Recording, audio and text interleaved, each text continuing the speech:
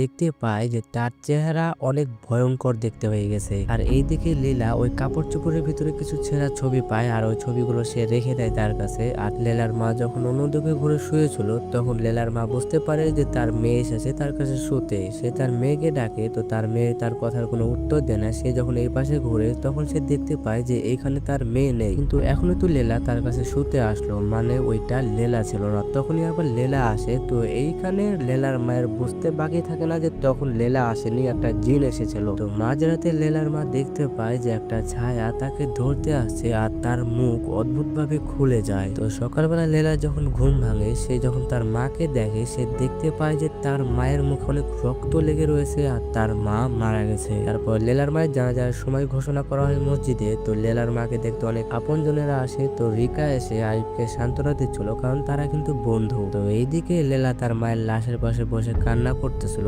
তখন লেলার একটা আন্টি লেলাকে বলে যে যত তাড়াতাড়ি সম্ভব লাশকে গোসল করিয়ে দাফন করানো উচিত, আর লাশকে গোসল করানোর কাজটা কিন্তু লেলা এখন তোমাকেই করতে হবে। তারপর লেলা তার মাকে দাফন করানোর জন্য গোসল করাতে শুরু করে। তো লেলা যখন তার মায়ের মুখ খুলে সে দেখতে পায় যে তার মায়ের মুখের ভিতরে কিছু একটা রয়েছে। সে যখন ওই জিনিসটাকে বের করে সে দেখতে পায় যে একটা তার বাড়ার কাটার অংশ। তারপরের দিন সকালবেলায় লেলা যখন তার মায়ের রক্ত মাখা কাপড় চোপড় ধুচ্ছিল, সে দেখতে পায় যে এইখানেও একটা তার বাড়ার কাটার অংশ রয়েছে। আর লেলা যখন ওই কাটার অংশটা হাতে উঠায় সে দেখতে পায় যে ওই কাটার অংশটা তার হাত থেকে গায়েব হয়ে গেছে। আর এইদিকে বাহিরে আরিফ তাদের ঘরের ভেঙে যাওয়া চালটাকে সে ঠিক করতেছিল। তখন এখানে রিকা আসে তাদের জন্য খাবার নিয়ে, আর আরিফকে বলে যে দেখো আরিফ, আমি ছোটবেলায় আমার মা বাবাকে হারিয়েছি, আর এই মা বাবা হারিয়ে যাওয়ার যন্ত্রণাটা আমি খুব ভালো করেই জানি। তো রিকা তাদেরকে সান্ত্বনা দিয়ে ওখান থেকে চলে যায়। তো সন্ধ্যাবেলা